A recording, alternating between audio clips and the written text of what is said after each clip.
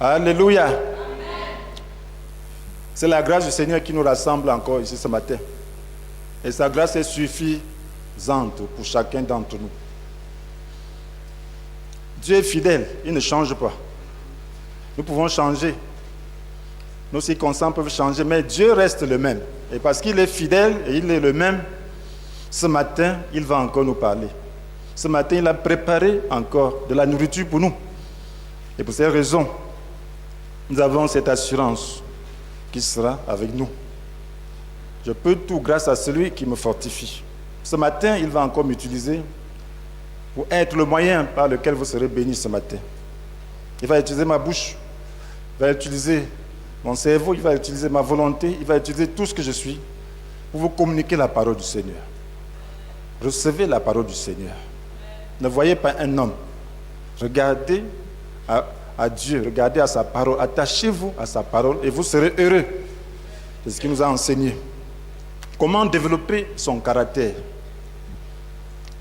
Première partie, comment développer son caractère? Ce matin, nous allons comprendre que le caractère chrétien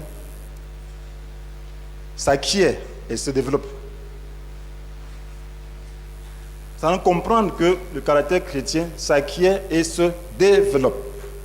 Nous devons donc savoir comment ressembler à Christ dans son caractère. Si on demande qu'est-ce que le caractère, qu'est-ce que nous allons dire? Alors il faut toujours regarder la définition parce que ce sont les mots français. Alors Larousse définit le caractère comme étant la manière habituelle de réagir propre à chaque personne. La manière habituelle de réagir propre à chaque personne. C'est la personnalité. Donc, chacun a sa manière de réagir qui lui est propre. Si on entend un coup de sifflet ici, vous allez voir comment nous allons réagir différemment. Ça, c'est le caractère. Si nous avons un problème, le même problème, nous allons réagir différemment. Si on nous dit la même chose, une même personne nous dit exactement la même chose, nous allons réagir différemment. Même face à ce message, vous allez réagir différemment parce que nous sommes de différents caractères. Alors, nous savons qu'une habitude est soit naturelle, soit acquise. Lorsqu'on naît, on a déjà une manière de faire. Mais on peut aussi acquérir des manières de faire. Et nous pourrons donc définir le caractère comme étant la manière naturelle ou acquise de réagir propre à chaque personne. La manière naturelle ou acquise de réagir propre à chaque personne. Donc, tu peux réagir naturellement ou selon ce que tu as acquis. Tu peux réagir naturellement, c'est-à-dire de façon, tu as acquis une personnalité, une manière de faire par ta naissance. Maintenant, lorsqu'on dit acquis, ça veut dire qu'à travers ce que tu as appris dans ce monde, à travers ton éducation, ta culture, alors tu acquiers aussi une certaine manière de faire. Alors cela s'ajoute à ce qui est naturel. Donc vous savez, lorsque Dieu créa l'homme, il ressemblait à qui?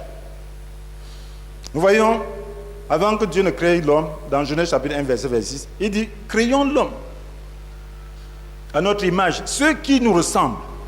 Ceux qui nous ressemblent. Dieu voulait que l'homme lui ressemble. Et lorsque Dieu créa l'homme, il apprécia.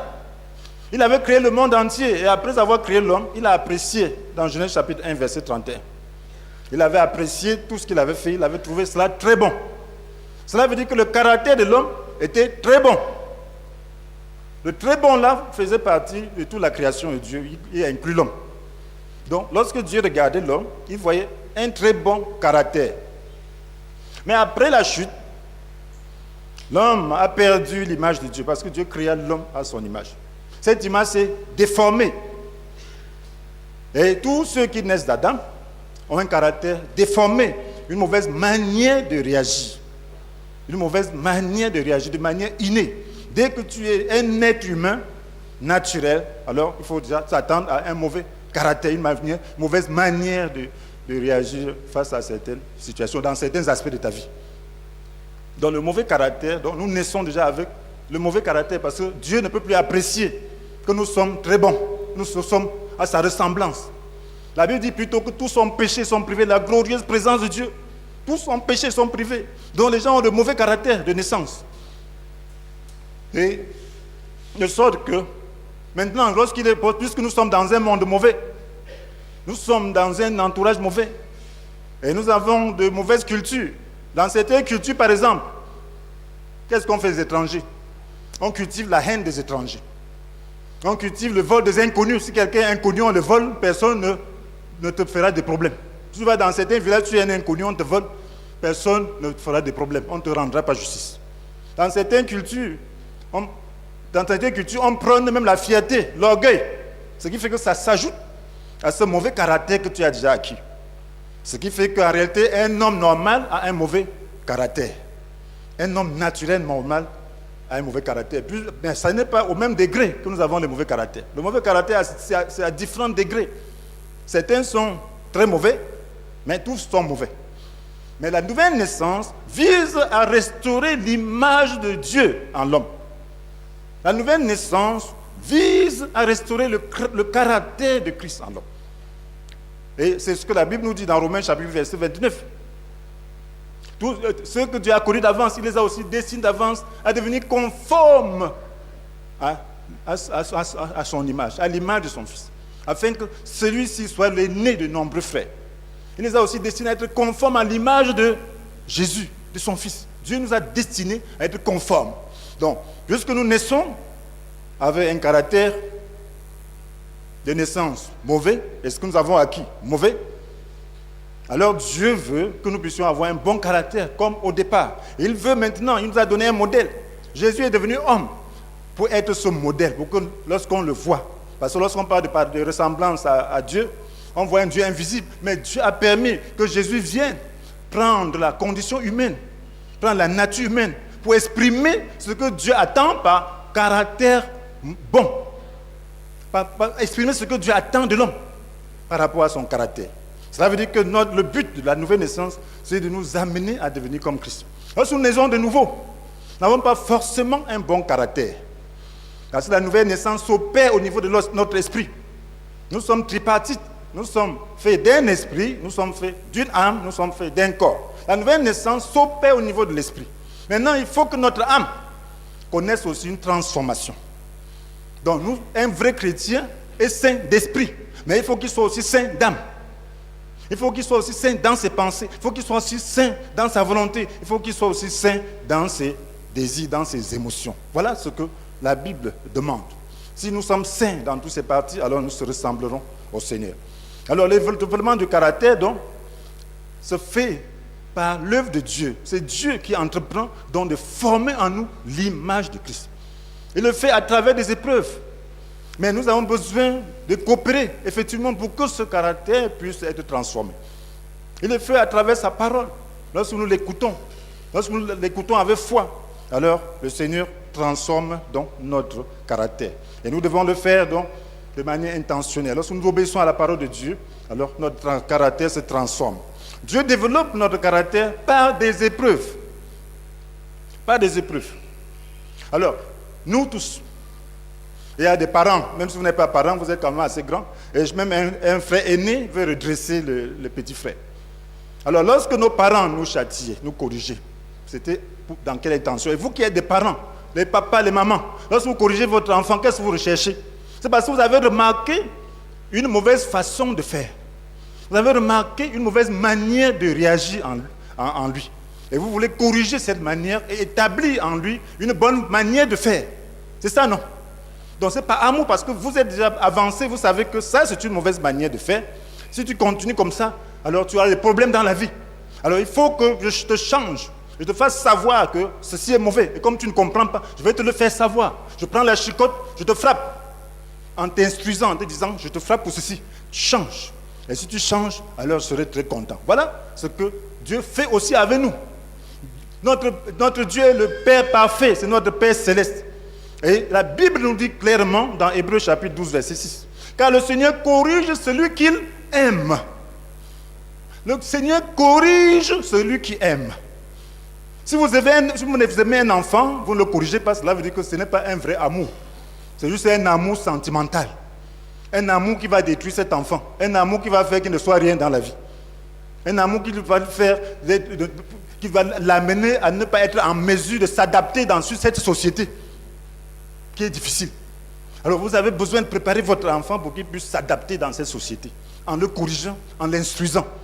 Donc la Bible nous dit que Dieu, qui nous aime, corrige celui qui l'aime. Et il dit encore plus loin au verset 8, que si nous sommes dispensés du châtiment qui est le lot de tous, alors nous sommes des enfants illégitimes et non des fils. Donc si tu es un chrétien, tu fais n'importe quoi, Dieu ne te châtie pas, c'est qu'il ne te connaît même pas. Oui, il ne te connaît pas. Si tu forniques, il te laisse là, c'est qu'il ne te connaît pas, tu ne le connais même pas. Tu forniques, il va prendre un chicot, il te frappe jusqu'à ce que tu saches que la fornication est mauvaise. Tu fais des choses qui ne doivent pas être nommées, qui ne doivent pas être la base de la vie chrétienne. Tu restes tranquille, sache que vraiment, mon frère, ma soeur, vois si tu es vraiment chrétien. Si tu es un vrai chrétien, il va te fouetter de sorte que tu sens que papa, ça, je ne veux plus recommencer. Je me souviens, dans ma vie, mon père m'avait frappé une fois. J'étais au CE2, sévèrement, très sévèrement. Pourquoi? Parce qu'un camarade qui était déjà très éveillé m'avait donné une poudre, des parfums, des nordistes. Sa santé disait que c'était le charme. Moi, je ne savais même pas ce que c'est. J'ai mis dans mon livre, comme c'était un ami. Alors, pendant qu'on voulait m'éduquer, il y a mon bel-oncle qui a vu ça. Il est allé donner à mon père que voici, sa santé mauvaise, ça, même café. Mon père m'a pris. Il a dit quoi? Tu es en contact avec les mauvaises choses? Il m'a frappé ce jour. Depuis ce jour, je me suis séparé de cet ami. Dans cet aspect. Depuis ce jour, je ne pouvais plus. On parle de ce jour, on dit des trucs, je regarde encore. Et cela m'a aidé. Et cela m'a aidé. Et cet ami a perdu beaucoup de gens. Cet ami a détruit beaucoup, même parmi mes propres frères. Alors Dieu m'a épargné. Dieu, par le moyen de mon père, en me frappant pour que je ne puisse même plus regarder. Alléluia. Donc il m'a libéré, il m'a préservé. J'étais un enfant. Donc Dieu, lorsque tu connais des épreuves, ce n'est pas parce que tu es tellement mauvais, ce n'est pas parce que Dieu ne t'aime pas. La Bible dit que Dieu corrige celui qui reconnaît pour son fils. Dieu corrige. Le Seigneur corrige celui qu'il aime. Il châtie tous ceux qui reconnaissent pour ses fils. Ça c'est Hébreux 12, verset. Il châtie tous ceux qui reconnaissent pour ses fils. Un enfant sage ne conteste pas la correction de son père. Un enfant sage ne conteste pas quand ses parents le corrigent, même à tort. Il prend ça au sérieux. Il change. Et c'est ce que Dieu fait avec nous. Si nous sommes sages, nous allons prendre la correction de Dieu au sérieux. Et c'est la raison pour laquelle un enfant qui ne suit pas la correction de ses parents aura des problèmes dans la vie. Parce que cet aspect qui devait être transformé ne connaîtra pas. La transformation pourra se faire, mais avec beaucoup plus de douleur, beaucoup plus de difficultés. Et pour cela, le Seigneur nous dit, malheur à qui conteste avec son Créateur. Malheur à qui conteste avec son Créateur. Ça, c'est Jérémie, Isaïe 45, verset 9. Malheur. Pourquoi tu dois contester? Lorsque tu crois, mon frère, ta vie appartient à Dieu. La Bible dit que même les cheveux de nos têtes sont comptés. Donc quand tu aimes la calvitie, là, ne conteste pas, mon frère, ma soeur. Dieu sait ce qu'il est en train de faire. Si tu veux soigner soi-même, ne conteste pas. Ne conteste pas pourquoi Dieu t'a créé de cette manière. Ne conteste pas pourquoi tu as tel ou tel problème. Ne conteste pas. Regarde à lui. Il sait ce qu'il est en train de faire. Et il faut que tu comprennes cela. Ne conteste pas. Lorsque tu contestes, tu n'apprends pas. Qu'est-ce qu'il te dit? Qu'es-tu de plus qu'un pot de terre parmi des pots de terre? Qu'es-tu de plus? Et si nous sommes quoi? Nous sommes quoi?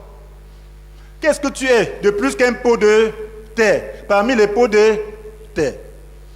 Il y a des gens qui mettent de gros habits, de grosses couronnes dessus, ils se vendent. Mais ce ne sont que des pots de terre. Ils entrent dans de grandes voitures, ils se vendent. Ce ne sont que des pots de terre. Tu n'es pas plus que ça. Puisque tu as le sort de tout le monde. Tu ne vas pas vivre plus longtemps qu'un autre. Simplement parce que tu es quelque part. Tu as de l'argent ou ceci. Non. Il y a des pauvres qui n'arrivent pas à joindre le debout qui atteignent les 100 ans. Parce que ça dépend de Dieu. Donc, qu'es-tu de plus qu'un pot de terre parmi les pots de terre? Tu ne dois pas contester. Et il dit, l'argile dira-t-elle à celui qui la forme, qu'es-tu en train de faire? Ou l'œuvre à son potier, tu n'es qu'un maladroit. L'argile dira-t-elle à celui qui la forme, qu'es-tu en train de faire? Donc nous sommes comme de l'argile entre les mains de Dieu. Et il nous donne la façon, il vous façonne. Il façonne notre caractère. Il doit façonner. Il veut façonner l'image de Christ en nous. Il veut nous donner d'être conformes à l'image de Jésus-Christ. Et pour cela, il nous façonne.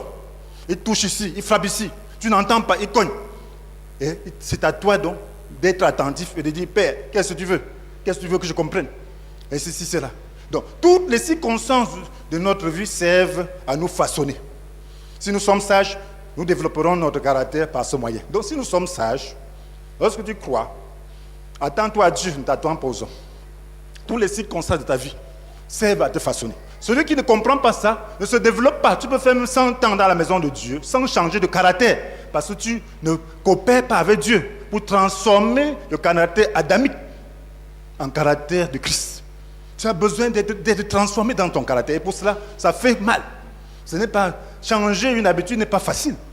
C'est très difficile, mais il faut accepter. Le bâton n'est pas facile, n'est-ce pas? Lorsqu'on frappe, ça fait vraiment mal. Alors l'exemple du peuple d'Israël sorti d'Égypte va nous éclairer par rapport à cela. Lorsque Dieu a fait sortir son peuple d'Égypte, ce peuple était la descendance d'Isaac, d'Abraham, d'Isaac et de Jacob. Et ils se sont retrouvés en Égypte par le moyen de Joseph, qui se retrouvait déjà là. Et il y avait famine. Alors ils sont venus et c'était un salut pour eux, parce que Joseph était premier ministre, il a sauvé son père, Jacob, avec toute la famille, plus de 70 personnes. Alors maintenant, un autre pharaon est venu. Il ne connaissait pas Joseph. Il a vu ce peuple nombreux et puis bien. Ils avaient la faveur du roi. Joseph était premier ministre. Donc ça veut dire qu'ils étaient vraiment bien. Mais il s'est dit, ce peuple-là, comme il devient nombreux et vigoureux, alors là, si on ne fait pas attention, demain, ils peuvent nous renverser. Ils peuvent s'allier à d'autres étrangers pour renverser le royaume. Alors ils ont soumis à une corvée. Ils ont commencé à tuer les enfants, les garçons. Alors ils ont souffert. Ils faisaient des corvées. Des corvées, ils ont crié à Dieu. Alors, Dieu leur a donné un libérateur. Maintenant, Moïse les a fait sortir d'Égypte. Il les fait sortir d'Égypte en leur promettant qu'il devait les conduire dans un pays où se trouvait le bonheur. Un pays libre. Ils ne devaient plus être des esclaves. Ils devaient avoir leur propre pays avec tout ce qui contribue au bonheur. Des arbres fruitiers, et puis un pays fertile, il y a le cours d'eau et tout ce qui peut contribuer au bonheur. Un pays d'abondance de toutes les façons. Mais qu'est-ce que Dieu fait? Il les fait passer par un chemin, le désert. Pourquoi a-t-il choisi le désert? Nous avons parlé du désert plus de 2 fois dans la première partie, dans nos chants, n'est-ce pas? Ouais, le Seigneur inspire, n'est-ce pas? Pourquoi il a choisi le chemin du désert? Alors il a choisi le chemin du désert à dessein. Pourquoi? Plus tard, il leur a expliqué. Il les a fait passer par le désert. Parce que imaginez-vous, ces gens étaient habitués à cultiver leurs champs, à manger, à faire l'élevage, à commercer pour vivre. Maintenant, le désert n'est pas propice à tout cela. Le désert est hostile. Il n'y a pas de champs à cultiver. Il n'y a pas de possibilité de faire l'élevage. Il manque même du nécessaire. Ils vont commercer avec qui? Même le nécessaire, même l'eau, il n'y en avait pas. Pourquoi ça? Pourquoi Dieu choisit cela? Alors la Bible nous dit dans Deutéronome chapitre 8, et c'était après leur marche pendant 40 ans dans le désert, que Dieu a dit à cette génération-là, qui avait survécu, pourquoi Dieu avait choisi donc ce chemin pour eux. Il a expliqué pour qu'ils puissent comprendre et que dorénavant, ils puissent coopérer avec Dieu. Alors il a dit à partir du verset 1, Deutéronome chapitre 8, nous lisons à partir du verset 1 jusqu'à 6. Alors il dit, vous appliquerez à obéir à tous les commandements que je vous donne aujourd'hui, afin que vous viviez, que vous deveniez nombreux et que vous puissiez entrer dans le pays que l'Éternel a promis par serment à vos ancêtres et en prendre possession. Donc comprenez que plusieurs étaient déjà morts. Ceux-ci, c'était des gens qui étaient des mineurs quand on sortait d'Égypte. Ils avaient déjà fait 40 ans dans le désert. Les majeurs, quand on sortait, c'est déjà mort, sauf Josué et Caleb. Donc il les instruisait par rapport à ce qu'ils devaient faire et pourquoi le désert. Il dit, n'oublie jamais tout le chemin que l'Éternel, ton Dieu, t'a fait parcourir pendant ces 40 ans dans le désert, afin de te faire connaître la pauvreté pour t'éprouver. Te faire connaître la pauvreté pour t'éprouver. Il a agi ainsi pour découvrir tes véritables dispositions intérieures et savoir si tu allais ou non obéir à ses commandements. Les dispositions intérieures. Obéir à Dieu dans la pauvreté veut dire qu'on l'aime vraiment. Obéir à Dieu dans la douleur, dans les épreuves, veut dire qu'on l'aime vraiment. Une femme qui aime son mari dans la pauvreté avant qu'il devienne riche, il l'aime vraiment. Parce que tu ne sais pas si c'est l'argent que la personne poursuit ou si c'est l'amour vrai. Beaucoup de mariages se font simplement, ce n'est pas l'amour, mais c'est des choses. Une personnalité qui veut se marier, il y aura tellement de candidats. Mais un pauvre type qui veut se marier, vous ne verrez pas beaucoup de candidats. Il va commencer à regarder. Il va faire comment? Parce qu'on va regarder, et là, si quelqu'un l'aime en ce temps-là, ça veut dire que c'est le véritable amour. Dieu voulait éprouver dans la pauvreté. Ils ont vu un Dieu puissant. Il a déployé la grande puissance en 10 plaies. Il les a fait sortir. Oh, nous voulons ce Dieu. Maintenant, est-ce que vous voulez encore ce Dieu quand vous aurez faim? Est-ce que vous voulez encore de ce Dieu quand vous manquerez de l'eau? Est-ce que vous voulez encore de ce Dieu quand vous manquerez ça aussi? Voilà le problème. Est-ce qu'il y a des gens dont la foi ne tient que lorsque les choses marchent? Lorsque ça ne marche pas, tu ne les verras pas au culte. Lorsque ça ne marche pas, tu ne les verras même pas prier. Lorsque ça ne marche pas, tu ne les verras même pas avec leur Bible. Ça marche, quand tu le vois avec sa Bible, c'est que ça marche. Il est content. Là, c'est une foi émotionnelle. Pas... Dieu veut savoir, quand tout va mal là, quand tu vois du noir, est-ce que tu l'appelles ton Dieu? Est-ce que tu dis je t'aime Seigneur? Est-ce que tu dis je t'aimerai?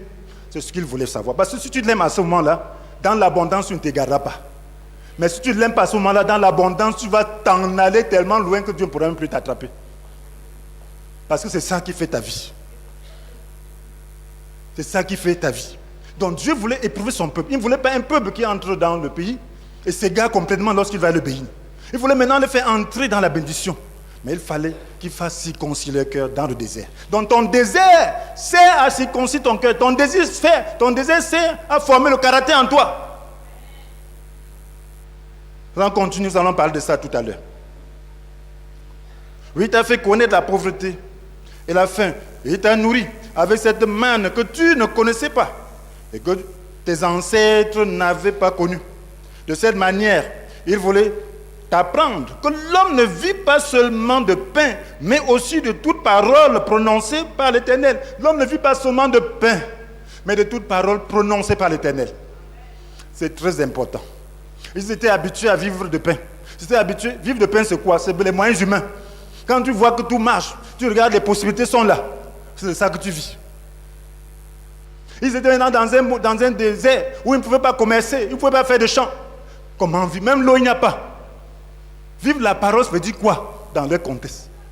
Dieu leur avait fait une promesse. Amen. Lorsqu'on parle de la parole, il s'agit de la parole prononcée par Dieu. Donc, parole qui s'adresse à toi. Quelle est la promesse que Dieu leur avait faite? Nous continuons ici. Et il continue. Il dit, le vêtement, au verset 4, que tu portais ne s'est pas usé sur toi. Et tes pieds ne sont pas enflés pendant ces 40 ans. Ainsi, en y réfléchissant, tu reconnaîtras que l'Éternel, ton Dieu, fait ton éducation comme un père éduque son enfant. Obéis donc à ses commandements. Marche sur les chemins qu'il te prescrit et ainsi respecte-le. Car l'Éternel, ton Dieu, va te faire entrer dans un bon pays. Un pays plein de cours d'eau, de sources et de nappes souterraines qui s'épandent dans la plaine et la montagne. C'est un pays où poussent le froment et l'orge, la vigne, les figuiers et les grenadiers. Un pays d'oliviers, d'huile et de miel, où tu ne mangeras pas parcimonieusement. Un pays où tu ne manqueras de rien, dont les rochers contiennent du fer et où tu pourras extraire du cuivre des montagnes. Donc c'est un pays où il ne va pas manger parcimonieusement. Ça veut dire qu'avec beaucoup d'économie. Voilà. Tu ne vas pas manger trop économiquement parce qu'il n'y en a pas. C'est un pays où tu vas manger jusqu'à jeter le reste. Parce que tu en as tellement. Donc Dieu leur promettait de l'abondance, même la surabondance. Et c'est ce qu'il leur a promis en les faisant sortir d'Égypte. La parole prononcée par Dieu, c'était quoi? Qu'il les faisait partir d'Égypte pour ce pays-là, qu'il a décrit là, que nous venons de décrire. Il a dit, je vous amène à Canaan, un pays décrit ainsi, un pays d'abondance, un pays où le lait coule, le miel coule, où tout est en abondance. On ne manque de rien. C'était ça sa parole. Maintenant, lorsqu'il les fait passer par le désert, Et il ne voit pas ça. Il voit le contraire. Il voit un lieu hostile. Il voit qu'il y a même le nécessaire manque. Même l'eau manque. Quelle est la réaction naturelle? La colère. La colère. On manque de confiance. On dit, mais ça, l'eau a manqué. La première crise, l'eau manque. Il marche 3 jours, il n'y a pas d'eau. Mais ça, Moïse, je vois ça. Hein? Ça, c'est pas ce que tu nous as promis. Mais Dieu voulait qu'ils apprennent à croire la parole du Seigneur. Dieu voulait qu'ils apprennent à considérer la parole du Seigneur. Ils devaient s'attacher à cette promesse. Dieu n'a pas promis qu'il allait les détruire dans le désert. Dieu n'a pas promis qu'il allait les abandonner, les faire souffrir. Mais il a promis qu'il les amenait dans un pays. Même si le chemin devait passer par la souffrance. Il ne devait pas périr. Il devait croire dans le Seigneur. En croyant que Dieu n'allait pas les abandonner dans le désert. En croyant que ces promesses s'accompliraient de toutes les façons. Quel que soit ce qu'il voyait. S'il s'attachait à cette parole, s'il croyait cette parole, alors Dieu allait faire le miracle. Dieu a fait le miracle devant la soif. Qu'est-ce que Dieu n'a pas fait? Sa parole a fait que le rocher produise de l'eau. Parce que c'était sa parole. Sa parole n'était pas qu'il soit détruit. Donc Dieu se chargeait de les faire survivre. C'est Dieu qui les a amenés sur ce chemin. Et c'est lui qui se charge de les faire survivre jusqu'à la promesse.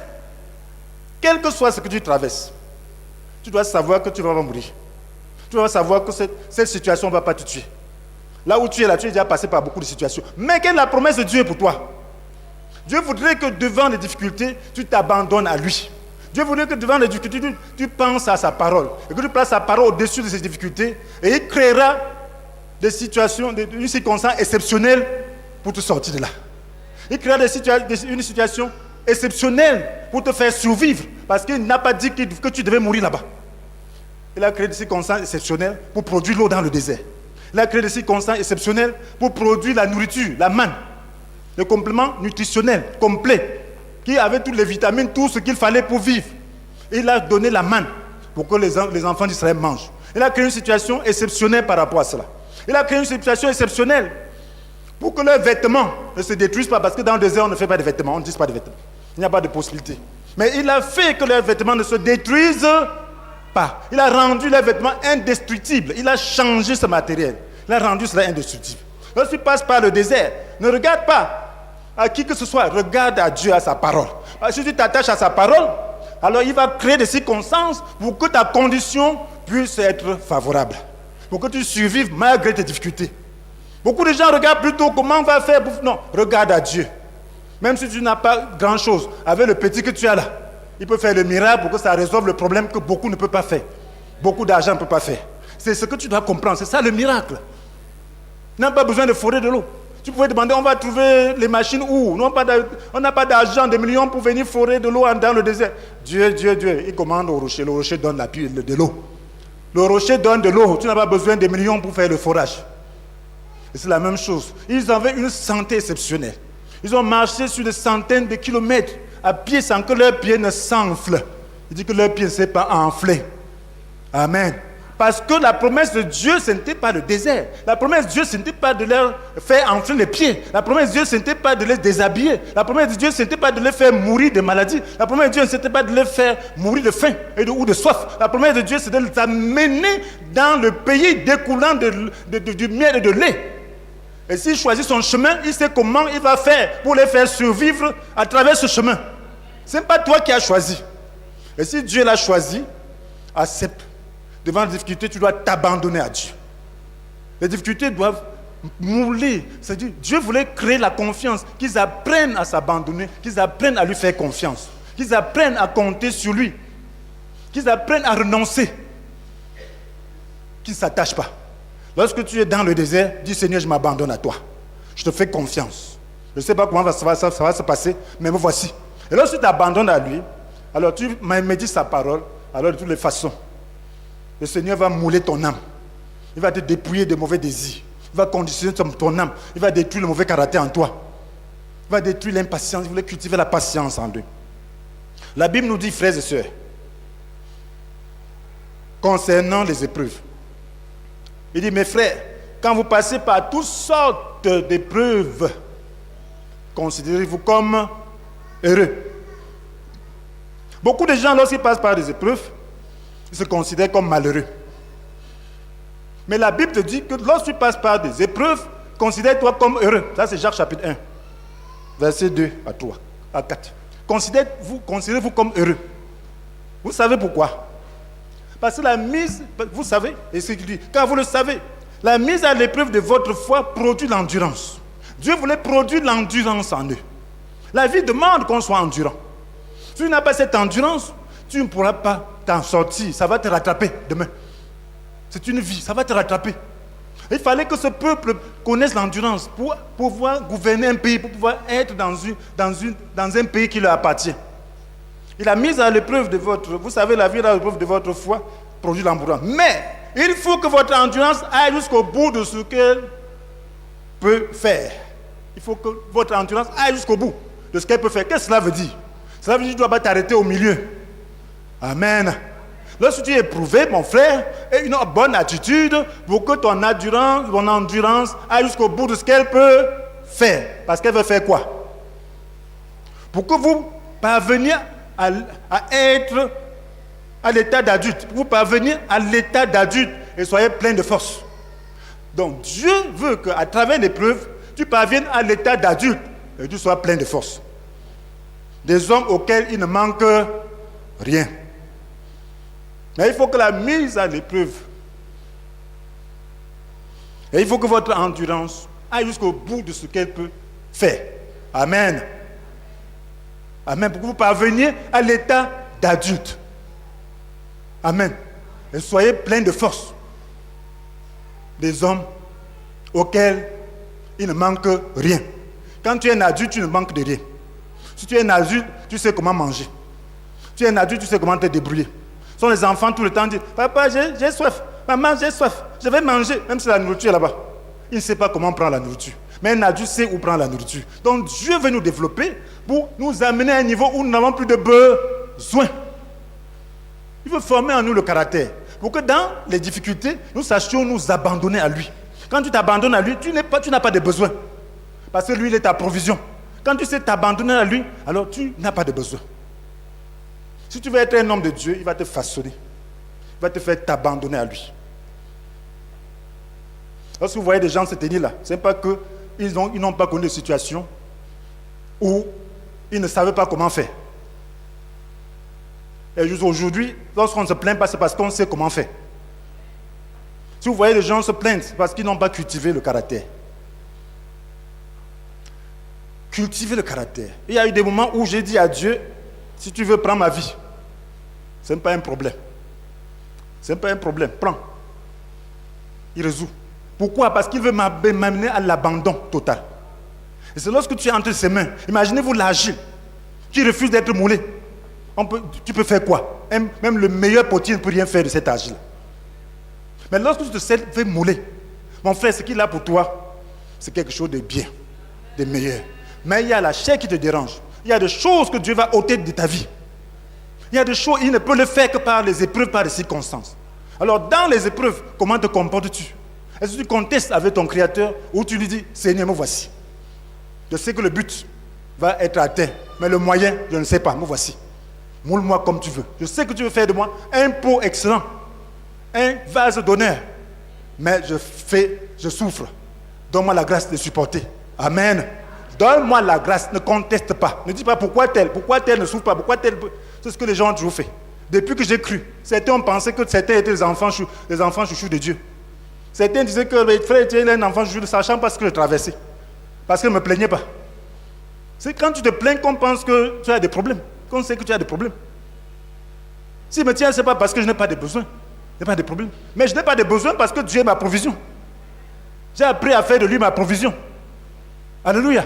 Quelle que soit la situation, je sais que toi, qui m'as fait passer par le désert, qui m'a montré toutes sortes de miracles et qui m'a donné la parole, cette parole va s'accomplir de toutes les façons. Le moyen que tu as utilisé, ça là importe peu. Donne-moi la grâce, je vais supporter, on va y arriver. Et là, je suis heureux. Donc, heureux, l'épreuve te fait passer d'un niveau à l'autre. L'épreuve te fait te développer pour parvenir à l'état d'adulte. Et un adulte gère. La Bible dit qu'autant que l'héritier encore, enfant, il ne se distingue en rien de l'esclave, bien qu'il soit le propriétaire de tout le patrimoine. Donc c'est quand tu te développes que Dieu t'établit sur le patrimoine.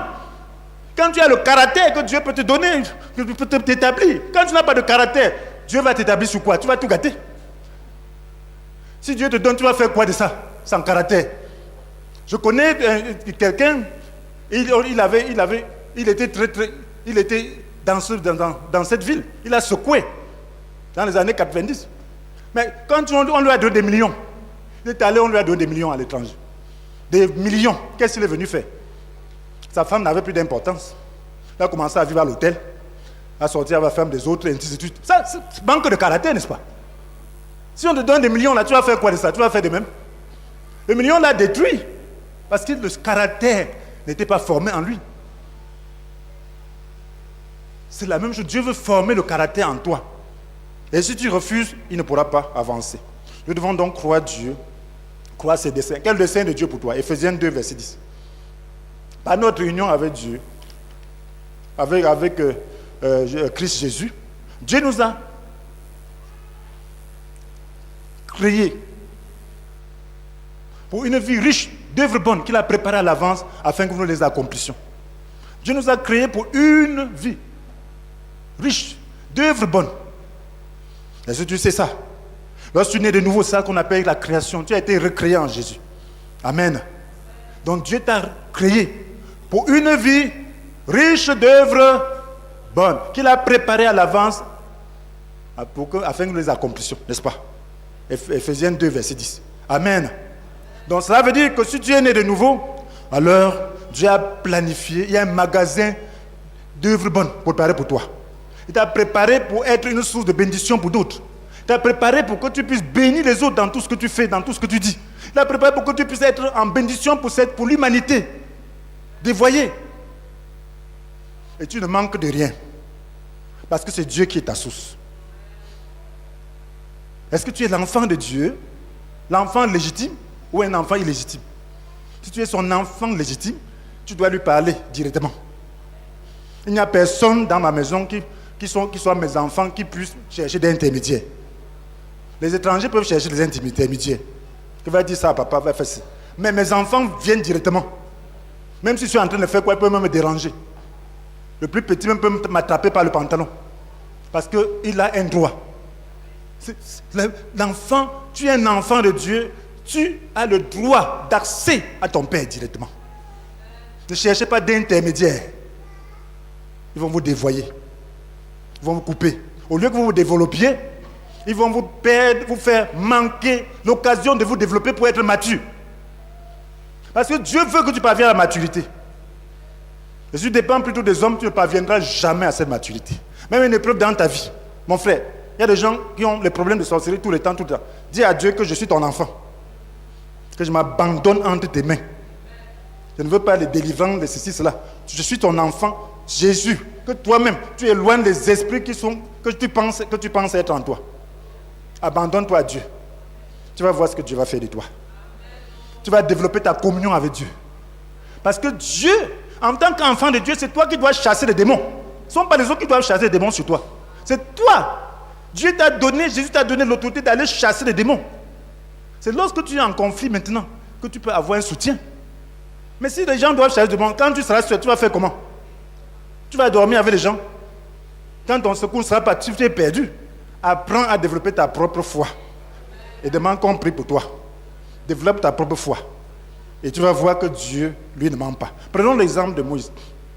Pour étayer encore les épreuves par lesquelles nous passons. Moïse, vous le savez, est né dans un contexte où le pharaon avait ordonné qu'on tue tous les garçons hébreux, tous les petits nés, les nouveaux-nés hébreux. Mais Dieu l'a préparé. Il a fait que une princesse, une fille de pharaon, puisse trouver cet enfant. Et l'a adopté comme son propre fils. Donc Moïse était un prince. Il a grandi donc dans un palais, dans un luxe insolent. Il ne savait pas comment on fait ceci ou cela. Donc il était servi. Il avait toute l'éducation d'un prince. Il était un prince, il pouvait devenir un pharaon demain. Donc voilà, maintenant, il a 40 ans. Il a compris qu'il n'était pas vraiment un Égyptien. Il est sorti pour voir comment se portaient ses frères. Il a vu un Égyptien qui rouait de coups un juif. Il tourne de part et d'autre, il ne voit personne. Il se rue, il s'abat sur cet Égyptien, il le frappe si fortement, si violemment qu'il le détruit. Il le tue. Alors il l'enterre dans le sable. Il ne savait pas que c'était ébruté, que les gens ont vu, les Juifs ont vu. Et le lendemain, il a su que c'était vraiment ébruté et le pharaon a cherché à le tuer. Le voilà qui se retrouve dans le désert, mes frères et sœurs. Quelqu'un qui a vécu dans un palais. Quelqu'un qui ne sait pas comment on lave les habits. Quelqu'un qui ne sait pas comment on se couche sur le sol. Quelqu'un qui ne sait pas comment est la saleté, la vie dans le désert. Il fuit sans savoir où il allait. Il faut vivre maintenant sous les tentes. Il se retrouve à perdre les brebis pour survivre. Dans des conditions, vous savez ce que c'est que perdre les brebis. Dieu avait arrangé ça pour que cela s'ébrute. Si Dieu voulait, il pouvait étouffer ça et faire autrement. Mais Dieu a voulu.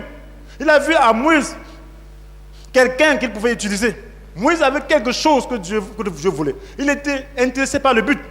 C'était quelqu'un de décidé, de déterminé, qui pouvait faire quelque chose. Il était endurant. Mais il avait quelque chose que Dieu devait enlever. Il était violent et impatient. Et il fallait cultiver la douceur. Et il fallait cultiver la patience en lui. Alors comment faire? Moïse, alors il faut que je te fasse passer par le désert. Chacun a son désert. Moïse est passé par son désert. Voilà le Moïse violent. Maintenant il a des brebis. Est-ce que sa violence, son impatience va faire qu'il tue un bélier belliqueux? Un bélier qui cherche, qui cogne les autres. Il va les frapper tellement fort qu'il va tuer. Ce ne sont pas ses brebis. Et il faut qu'il garde bien son emploi parce qu'il ne sait plus aller.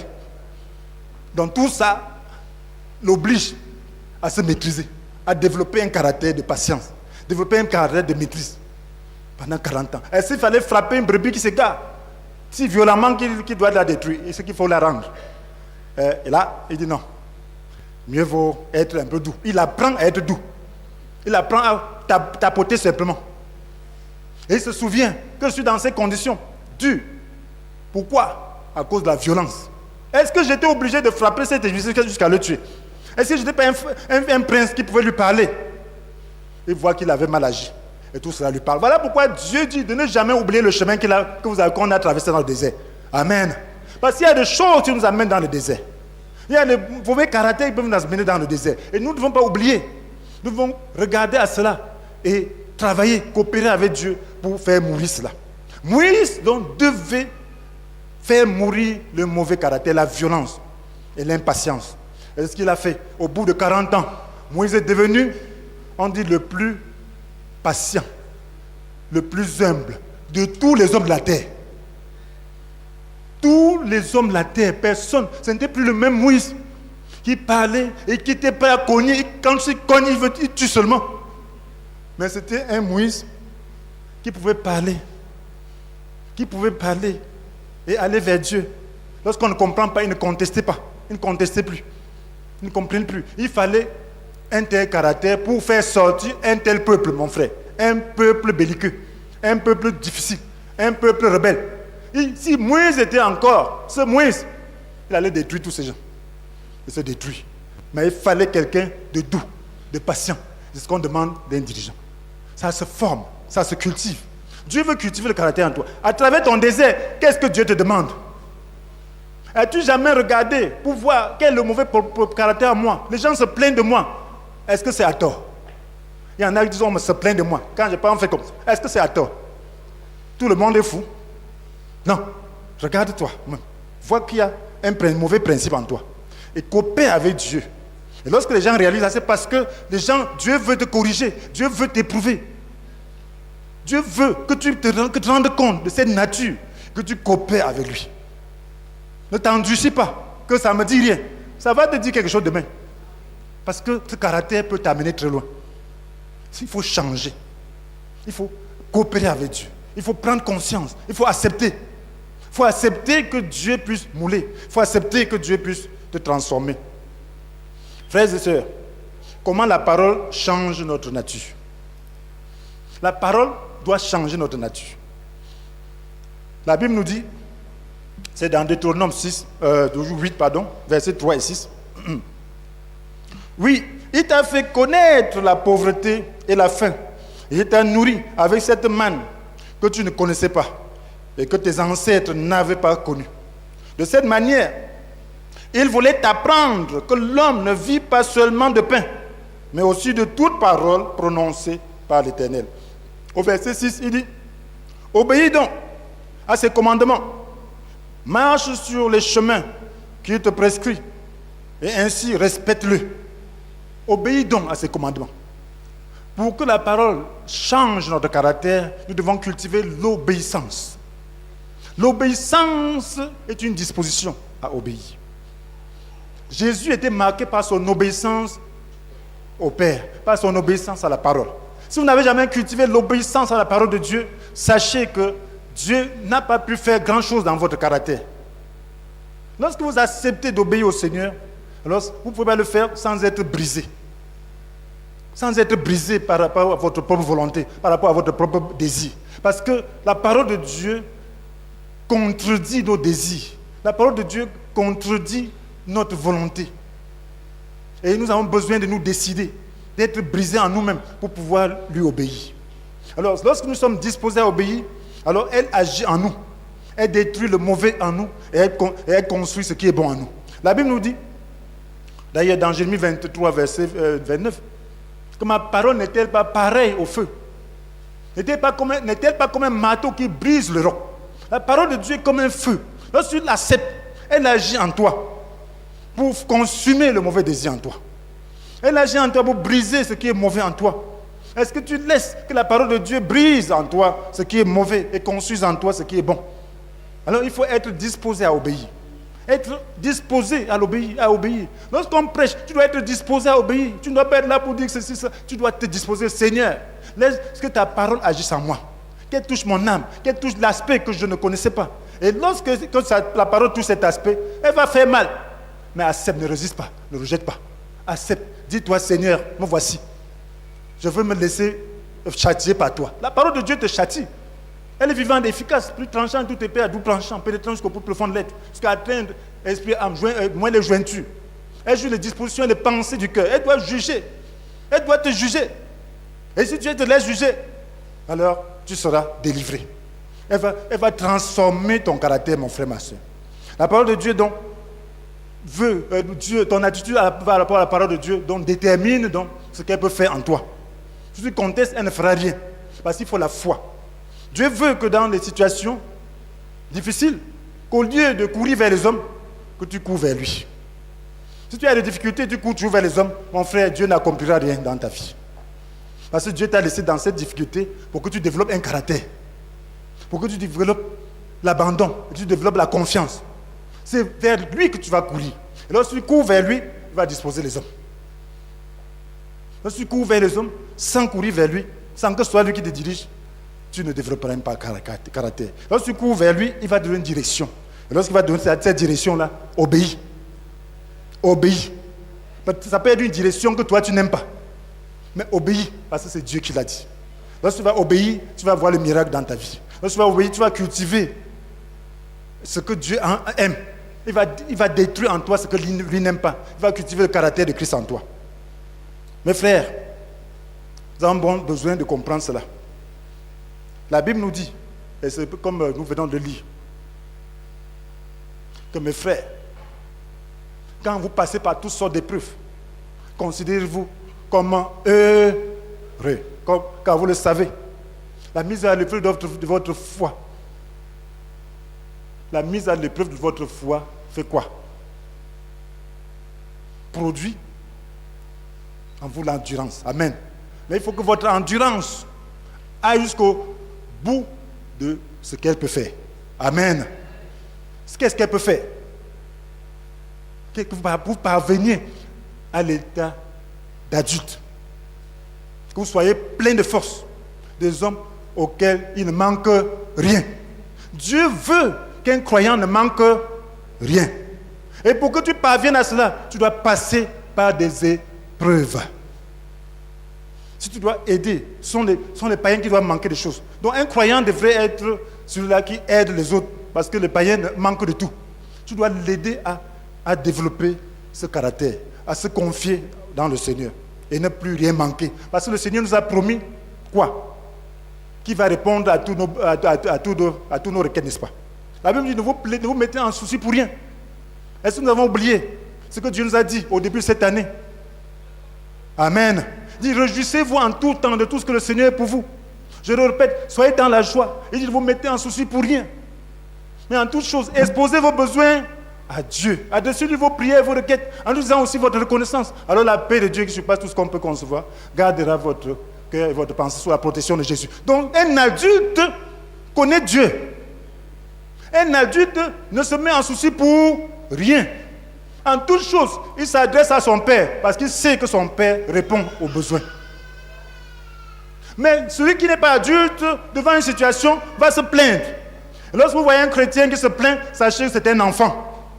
Lorsque vous plaignez des autres, les uns les autres, ça vous êtes des enfants.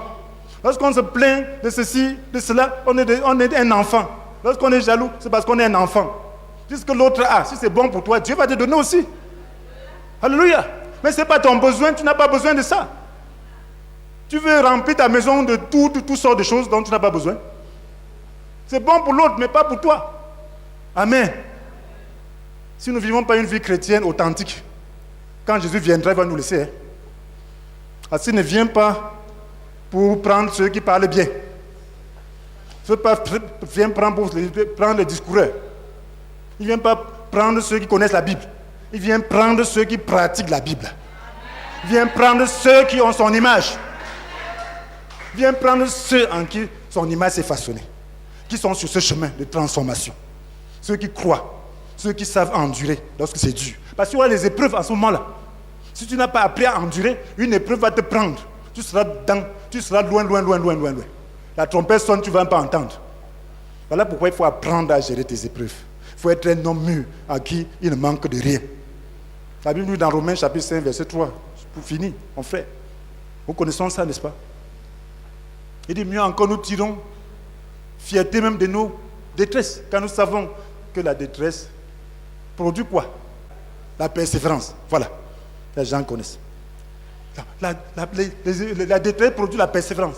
Et la persévérance conduit à la victoire dans l'épreuve. Et la victoire dans l'épreuve nourrit notre espérance. Et notre espérance ne risque pas d'être déçue, car Dieu a versé son amour dans nos cœurs par l'Esprit Saint qui nous a donné. Alléluia. Donc ça veut dire que Dieu, il est fidèle, il ne change pas. Ce qu'il a promis, il va l'accomplir. Qu'il neige, qu'il pleuve, il reste égal à lui-même. Et si tu es attaché à lui, tu seras aussi égal à toi-même. Dieu est amour. Son caractère en toi est un caractère d'amour. Le Père est amour.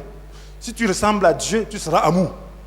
Donc il veut former l'amour en toi, dans tous ses aspects, dans toutes ses manifestations.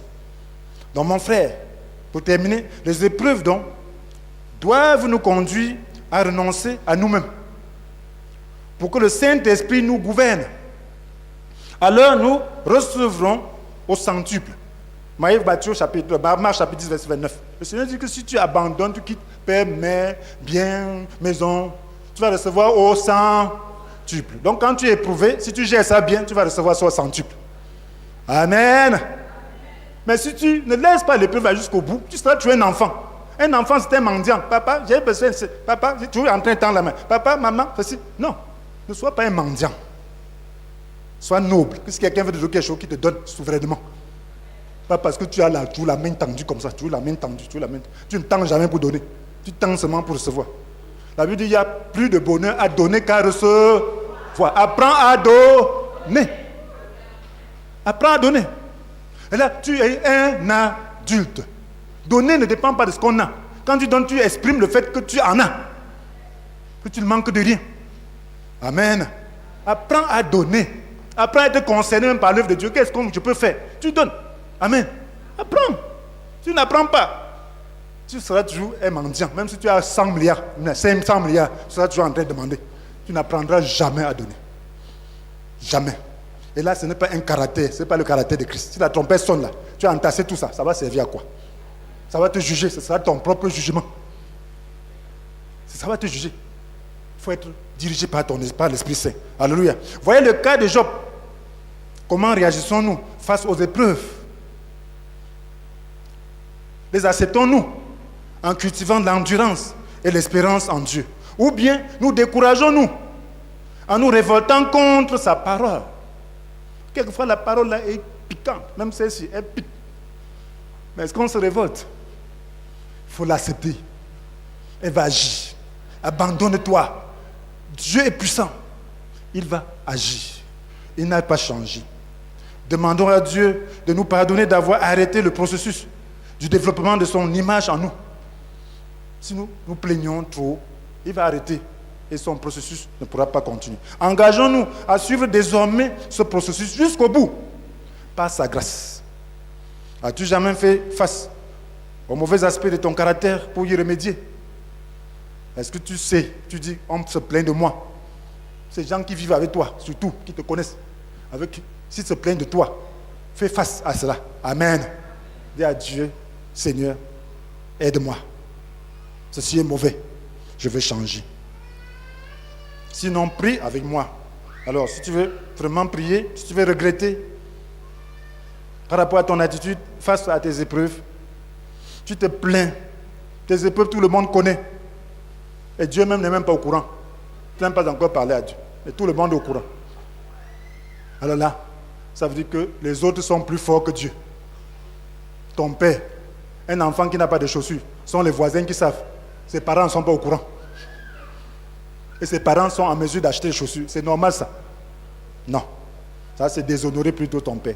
Ne fais pas comme si Dieu ne s'occupait pas de toi. Il ne s'occupait que des autres. Dieu s'occupe de chacun. Si chacun va vers lui, démontre que Dieu s'occupe de toi. Démontre que c'est son père, que c'est ton père. Pas aux hommes, mais démontre à Dieu que tu es mon père. Occupe-toi de moi.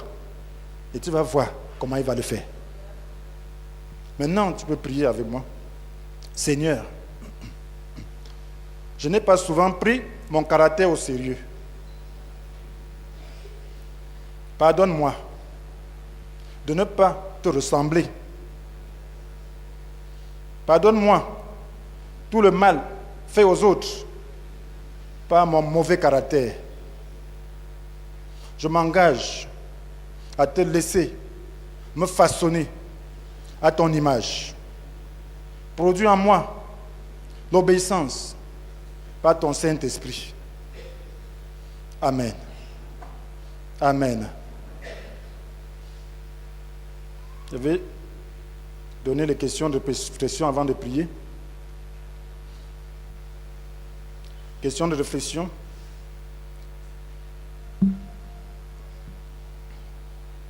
Qu'est-ce que le caractère? Première question. Qu'est-ce que le caractère? Qu'est-ce que le caractère? Quel est l'état de notre caractère à la naissance? Deuxième question. Quel est l'état de notre caractère à la naissance? Quel est l'état de notre caractère à la naissance? Troisième question. Deuxième, quel est l'état de notre caractère à la naissance? Troisième question. Le vrai chrétien a-t-il forcément un bon caractère? Pourquoi? Le vrai chrétien a-t-il forcément un bon caractère? Pourquoi? Le vrai chrétien a-t-il forcément un bon caractère? Pourquoi?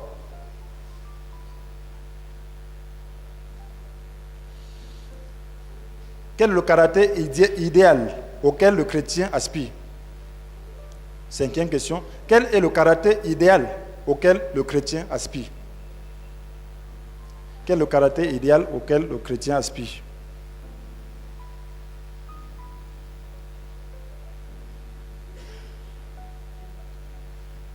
Quatrième question, pardon. Quel est le caractère idéal auquel le chrétien aspire? Cinquième question. Comment le chrétien doit-il développer son caractère?